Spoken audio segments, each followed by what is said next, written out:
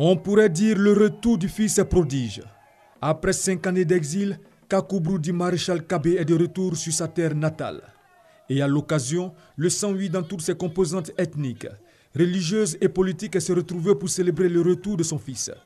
Jour de réjouissance, mais surtout jour de reconnaissance à l'endroit du chef de l'État Alassane Ouattara pour ses actions en faveur du retour des réfugiés et pour la réconciliation. Un sentiment de fierté.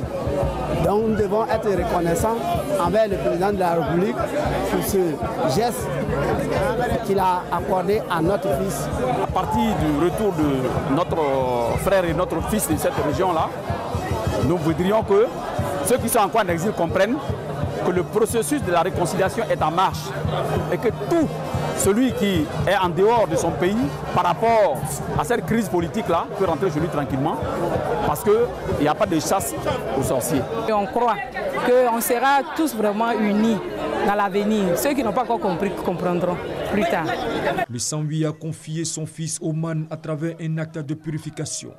Kakoubrou, pour sa part, s'est engagé à servir la République avec loyauté et à œuvrer au retour des réfugiés encore hésitants. Nous voulons dire à nos camarades qui hésitent encore en tout cas de faire fi cette peur qui dit que bon, si tu viens, on va t'arrêter ou bien tu seras pris quelque part.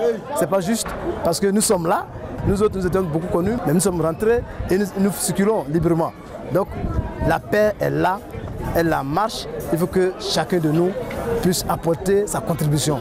Et la Côte d'Ivoire a besoin de tous ses enfants. C'est en juillet dernier que Kakoubrou a mis fin à son exil ghanéen en même temps que l'ex-ministre Bertin Kadi.